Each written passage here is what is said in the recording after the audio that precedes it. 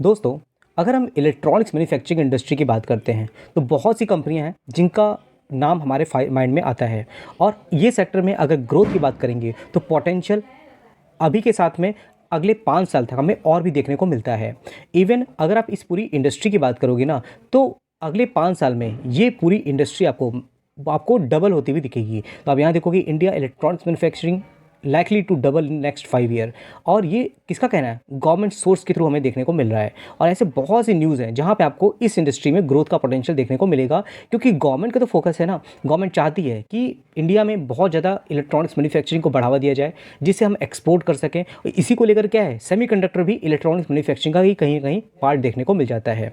जितनी बड़ी बड़ी कंपनियां हैं वो भी इसमें एंट्री लेते हुए दिख रही हैं, अपनी सब्सिडरीज बना रही हैं, जिसमें अच्छी तरीके से इसमें रेवेन्यू जनरेट कर सकें और उनको ऑर्डर मिल सके।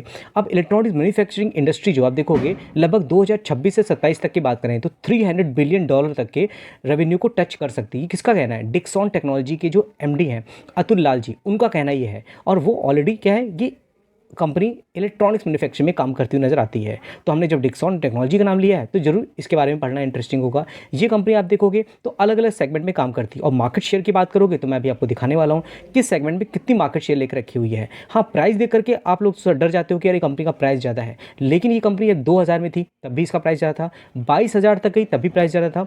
फिर कॉर्पोरेट एक्शन हुआ, ये कंपनी फिर से 2000 में आई और अभी के टाइम देखोगे तो ये लगभग 14,000 देखने को मिल रही है। तो आप चार्ट देखोगे तो टाइम टाइम पे ऐसा नहीं कि अपॉर्चुनिटी नहीं मिलती है। अभी भी टाइम देखोगे तो कंपनी में करेक्शन है। आप देखो 1 महीने का चार्ट देखोगे तो टॉप से कितना है, 8-9% तक गिरावट देखने को मिल रही है।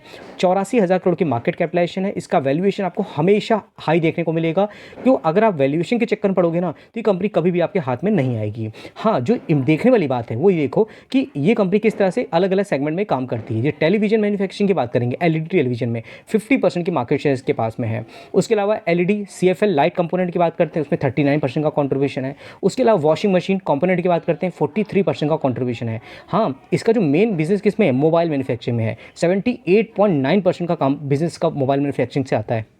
उसके अलावा consumer, home appliances, mobile phone, ये पूरा सेगमेंट है जिसमें ये कंपनी कामकाज करती हुई नजर आती है। सबसे इंपॉर्टेंट क्या है, कंपनी बिजनेस को किस तरह से बढ़ा रही है। आपने देखा होम अप्लायंसेज होते हैं, इसमें कंपनी मैन्युफैक्चर करती है।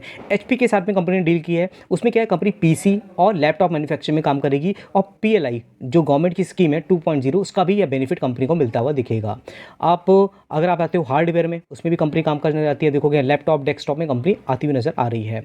अब इस कंपनी ने क्या किया हुआ है कि एक कंपनी है एचकेसी कॉर्पोरेशन, उसके साथ में कंपनी क्या है, जॉइंट वेंचर किया। रीज़न क्या है, जो भी लिक्विड क्रिस्टल मॉड्यूलर होते हैं वो कहाँ यूज़ होते हैं, ये टीवी में, स्मार्टफोन में, मॉनिटर्स में, डिस्प्ले में, वहाँ पे यूज़ किए जाते हैं। ये एचकेसी कॉर्पोरेशन के साथ जॉइंट वेंचर करके दोनों लोग मिलकर के इस तरह के लिक्विड क्रिस्टल मॉड्यूलर बनाएंगे और thin film transistor liquid crystal display बनाएंगे, जिससे क्या होगा, जो इसकी पकड़ है स्मार्टफोन में, टीवी में, मॉनिटर में, वो और ज़्यादा स्ट्रॉन्ग बनती हुई दिखेगी। तो आप ये न्यूज़ भी देखोगे तो Dixon update on proposal joint venture with HKC corporation, तो ये जाना इंपॉर्टेंट है। फंडामेंटल तो ऑलरेडी कंपनी के हैं ही अच्छे। फिर दोस्तों बात करें केन्स टेक्नोलॉजी की, ये कंपनी अभी महंगी नहीं हुई है। अगर आप देखोगे ये कंपनी कब से देखने को मिल रही है तो नवंबर 2022 से। अब मार्केट में करेक्शन है, तो आपने अगर अच्छी कंपनी को लेकर रखा है ना तो आपको वो कभी निराश नहीं करेंगी। 640% तक रिटर्न बनते हुए दिख रहे हैं और 35,000 करोड़ की मार्केट कैपिटलाइजेशन है। और ये कंपनी भी कहीं ना कहीं इलेक्ट्रॉनिक्स मैन्युफैक्चरिंग में काम करती है। ये कंपनी अब देखोगे 2000 प्राइस में थी, महंगी थी। 5000 प्राइस में है तभी महंगी है। अब ये कंपनी अगर 10,000 में जाएगी तभी महंगी लगेगी, 14,000 में जाएगी तब भी महंगी लगेगी। आपको क्या लगता है ये कंपनी कहाँ तक जा सकती है? अगर आप इसके वेबसाइट में जाओगे ना तो किस किस सेगमेंट में, किस इंडस्ट्रीज़ में इसका प्रेजेंस है, ये देखना ज़्यादा इंपॉर्टेंट। देखोगे ऑटोमेटिव, इंडस्ट्रियल, रेलवे की बात करें, मेडिकल है, एरोस्पेस, आईओटी की बात करते हैं, आईटी है, कंज्यूमर ड्यूरेबल की बात करते हैं, तो बहुत ही डाइवर्सिफाइड इंडस्ट्री देखने को मिल जाती हैं। Product, OEM, ODM, IoT solution, cable harness की बात करते हैं, तो ये सब देखना इंपॉर्टेंट है। अब इस कंपनी को क्या है कि सेमीकंडक्टर में कंपनी एंट्री करती दिख रही है। इसके लिए कंपनी क्या क्या अपना एक अलग सब्सिडी बना दी और गवर्नमेंट की तरफ से क्या है 3300 करोड़ का ये क्या अप्रूवल मिलता हुआ दिख रहा है, जिससे कंपनी अपने प्लांट को स्टैब्लिश कर सके और सेमीकंडक्टर इंडस्ट्री में और अच्छी तरीके से अपने ग्रोथ दिखा सके। इसके बाद ऑलरेडी ऑर्डर भी है 3-4 कंपनियों से, उससे रिलेटेड भी मैंने एक वीडियो बनाया था। तो जरूर इस कंपनी को आप चाहो तो अपने फोकस में रख सकते हो। वैल्यूएशन सब कुछ अच्छा है, फंडामेंटल अच्छे हैं, भविष्य में कैसा रिटर्न बनता है ये देखना इंपॉर्टेंट हो सकता है। फिर दोस्तों बात करेंगे सिरमा एसजीएस, अभी मैंने मुहूर्त ट्रेडिंग के दिन मैंने इसको बताया था। ये कंपनी बहुत ही शानदार है, लेकिन जो ग्रोथ का पोटेंशियल है वो हमें देखने को नहीं मिल रहा है। टाइम टाइम इसमें करेक्शन होता है, देखो 15% तक का, फिर रिकवरी हुई इस कंपनी में लगभग 119% तक के रिटर्न बने, 128% तक के। जो बाय ऑन डिप करेगा उसको ही फायदा मिलेगा। 39% तक की गिरावट थी। आप देखोगे कि 6 महीने का चार्ट तो इसमें ज़बरदस्त तेज़ी देखने को मिली। आप देखो यहाँ से यहाँ तक में कितना है, 26% तक की रिटर्न बनते हुए दिख रहे हैं। 9,000 करोड़ की मार्केट कैपिटलाइजेशन इस कंपनी में है। तो ये भी कंपनी कहीं ना कहीं इलेक्ट्रॉनिक्स मैन्युफैक्चरिंग का ही पार्ट के रूप में हमें देखने को मिलती है। चेन्नई बेस्ड कंपनी है और EMS में और OEM ओरिजिनल इक्विपमेंट मैन्युफैक्चर है। ये सब अगर हम देखेंगे तो हमें कहीं ना कहीं कॉन्फिडेंस आएगा। प्रमोटर होल्डिंग, FIS की होल्डिंग देखने मिलेगी। पब्लिक होल्डिंग आपको 36.35% तक देखने को मिल जाती है। फिर दोस्तों बात करें नेक्स्ट कंपनी की, वो है एवलॉन टेक्नोलॉजी। ये भी कंपनी जब से मार्केट में आई है, आप देखोगे तो शुरुआत में तो अच्छे रिटर्न थे, यहाँ पे आप देखोगे 74% तक के, उसके बाद देखोगे टॉप में तो अभी इसमें ब्रेकआउट होता हुआ नहीं दिख रहा है। 15% तक का करेक्शन है। लगभग 3800 करोड़ की मार्केट कैपिटलाइजेशन है। अब इसका जो इलेक्ट्रॉनिक्स मैन्युफैक्चरिंग कंपनी काम करती है, ये सेगमेंट अलग अलग होता है। ऐसा नहीं कि सब कंपनियां एक ही तरीके से काम कर रही हैं। ये सेक्टर एक ही है, लेकिन जो प्रोडक्ट होते हैं वो अलग अलग होते हैं और अलग अलग इंडस्ट्रीज़ में यूज़ किया जाता है। अभी कंपनी क्या करती है, electronic manufacturing services EMS sector में है, लेकिन क्या करती है, delivering box build solution provide करती है। Focus on high value precious engineer product होते हैं। अब इनका जो काम होता है ना, ये अलग अलग इंडस्ट्रीज़ में होता है, तो इसीलिए क्या है, इनकी रिक्वायरमेंट है वो हमें लगातार बढ़ती हुई दिख रही है। वेबसाइट में जाओगे आपको बहुत ज़्यादा क्लैरिटी आएगी इसमें, किस तरह से कंपनी डिफेंस में भी काम करती है और बहुत से अलग अलग इंडस्ट्री में जहाँ पे डिमांड हमें देखने को मिलती है। रिटर्न ऑन इक्विटी अभी कुछ खास नहीं है, लेकिन इंडस्ट्री भी देखोगे 87.4 है और स्टॉक भी देखेंगे तो 209 देखने को मिला था। वैल्यूएशन बहुत हाई है। कंपनी से क्या एक्सपेक्ट किया जा रहा है, कंपनी के रिजल्ट अच्छे आए, EPS अच्छा आएगा तो वैल्यूएशन कूल डाउन होती हुई दिखेगी। FIS की होल्डिंग ठीक ठाक है। पब्लिक होल्डिंग आपको 22.59 देखने को मिल रही है। लास्ट क्वार्टर में कंपनी के रिजल्ट अच्छे नहीं थे, तो यहाँ पे क्या है, पब्लिक की तरफ से यहाँ पे भारी सेलिंग देखने को मिल जाती है। तो हर एक इन्वेस्टर का एक्सपेक्टेशन अलग अलग होती है, तो इसी वजह से क्या होता है, स्टॉक में गिरावट देखने को मिल जाती है। सेंटियम इलेक्ट्रॉनिक्स की बात करें, ये भी अच्छी कंपनी है। 1800 के प्राइस में है। देखो कितनी ज़्यादा वॉलिटिलिटी थी, लेकिन बाद में क्या हुआ, अच्छी तेज़ी देखने को मिल रही है। 2300 करोड़ की मार्केट कैपिटलाइजेशन इस कंपनी देखने को मिल जाती है। अब इसकी भी इंडस्ट्री अगर आप देखोगे ना, मैं आपको दिखाऊँ, यहाँ पे देखिए इलेक्ट्रॉनिक्स में ही देखने को मिल जाता है यहाँ पर। अब ये कंपनी क्या करती है, largest electronics system design manufacturer है, ESDM की बात करें तो। अब इसका भी काम किस में है, defence, space, aerospace, industrial, transition, medical sector, ये सब में देखने को मिलता है। तो इस कंपनी को चाहो तो आप अपने वॉच लिस्ट में रख सकते हो। फिर दोस्तों बात करें साइन DLM की, ये बहुत ही शानदार कंपनी है, लेकिन जो पोटेंशियल इस कंपनी में है अभी रिटर्न नहीं बन रहे हैं। टॉप तक देखोगे तो लगभग 67% तक रिटर्न बन गए। बहुत लोगों ने इस लेवल पर इस कंपनी को एक्यूमुलेट कर लिया और अभी पछता रहे हैं। लेकिन क्या है, इस कंपनी को जितना बाय ऑन डिप करोगे उतना भविष्य में आपके लिए बहुत ज़्यादा गेम चेंजर साबित हो सकती है।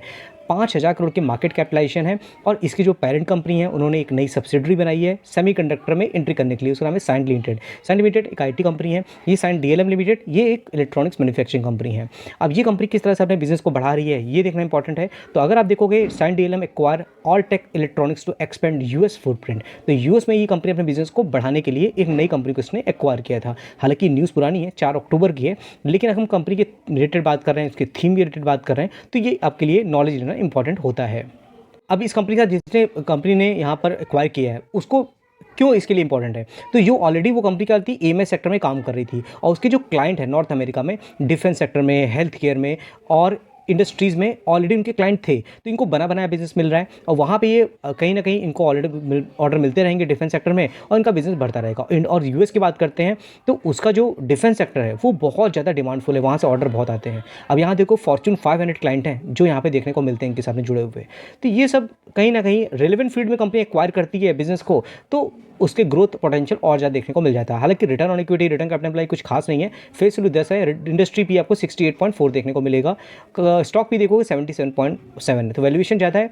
तो इसके भी क्या है, कंपनी रिजल्ट अच्छे बना के देगी तो ग्रोथ हमें और अच्छी देखने को मिलेगी। हालांकि इंस्टीट्यूशन इन्वेस्टर प्रमोटर की होल्डिंग अच्छी है, पब्लिक होल्डिंग अब से 12% आपको देखने को मिल जाती है। बाकी दोस्तों मेरा एक व्हाट्सएप चैनल भी है जिसका लिंक मैंने डिस्क्रिप्शन बॉक्स में और आपको पिन कमेंट में दे दिया है, वहाँ जाकर के आप हमारे साथ जुड़ सकते हैं। ड्यूरिंग द मार्केट बहुत से अपडेट होते हैं, कंपनी के रिजल्ट आते हैं, मैं आपको चलती मार्केट में आपको लिए वहाँ पर डाल देता हूँ, जिससे आपको क्या होता है, स्टॉक मार्केट की जर्नी आपके लिए ईजी हो जाती है और क्विक डिसीजन आप ले सकते हो। साथ ही साथ जितने भी मेरे वीडियोज़ होते हैं पुराने नए और जो प्रीवियस चैनल के थे, सब आपको मेरे फेसबुक चैनल में मिल जाएंगे। उसका लिंक भी मैंने डिस्क्रिप्शन बॉक्स में और पिन कमेंट दे दिया है। और अपना अगर डीमैट अकाउंट ओपन करना चाहते हो तो सैमको के थ्रू अपना डीमैट अकाउंट आप ओपन कर सकते हो, उसका भी लिंक मैंने डिस्क्रिप्शन बॉक्स में दे दिया है।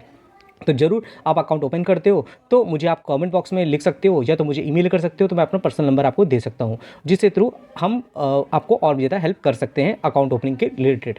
तो ठीक है दोस्तों, बनी मेरे साथ में एक और लास्ट कंपनी है एपेक ड्यूरेबल। ये कंपनी बहुत इंटरेस्टिंग है, 430 के प्राइस में है। हालांकि कंपनी क्या करती है, air condition original equipment manufacture है, 110% तक रिटर्न बने हुए हैं, 4000 करोड़ की मार्केट कैपिटलाइजेशन है। अगर आप देखते हो कंपनी किस तरह से अपने बिजनेस को बढ़ा रही है, तो आप देखोगे यहाँ पर, तो देखोगे Epack Durable for into EMS space to make component for the Panasonic India. तो कंपनी क्या करती थी कि जो एयर कंडीशन रिलेटेड कामकाज करती नजर आती थी। अभी कंपनी क्या कर रही है, ईएमएस सेक्टर में भी एंट्री करती नजर आ रही है। और इनकी जो रिलेटेड कंपनी है, जो पैनासोनिक जैसी बड़ी कंपनियां, उससे रिलेटेड कंपनी का पीसीबी कंट्रोलर होते हैं जो इनके ही सेगमेंट में एयर कंडीशन में यूज़ किए जाते हैं, लेकिन वो इलेक्ट्रॉनिक सेक्टर में आते हैं। तो इसमें क्रिटिकल कंपोनेंट होते हैं बहुत ज़्यादा, वो कंपनी यहाँ पे बनाने का काम करेगी आने वाले टाइम पे। तो ये कंपनी इसी इंडस्ट्री में इसीलिए आ रही है क्योंकि पता है ये इंडस्ट्री भविष्य में और अच्छी तरीके से ग्रो करने का पोटेंशियल रखती है। हालांकि आप देखोगे यहाँ पर तो original design manufacturer company ODM है, किसके लिए, रूम एयर कंडीशन की बात करते हैं। तो बहुत अच्छी कंपनी है, second largest room air condition original design manufacturer है। और भविष्य में ग्रोथ का पोटेंशियल कैसा होता है देखना इंटरेस्टिंग होगा। इनमें से कौन सी कंपनी आपने लेकर रखा है मुझे कमेंट बॉक्स में जरूर बताइएगा। आई होप ये वीडियो आपके लिए हेल्पफुल होगी। तो अच्छी लगी हो तो लाइक का बटन दबा के अप्रिशिएट जो करिएगा। बाकी हमारे जो चैनल है उसका आप हिस्सा बनिए, चैनल को सब्सक्राइब करिए, जिससे मुझे और मोटिवेशन मिले और भी इन्फॉर्मेटिव वीडियो मैं आपके लिए डेली बेसिस पे लेके आता रहूँ। तो ठीक दोस्तों, फिर मिलते हैं नेक्स्ट वीडियो में, तब तक के लिए थैंक यू।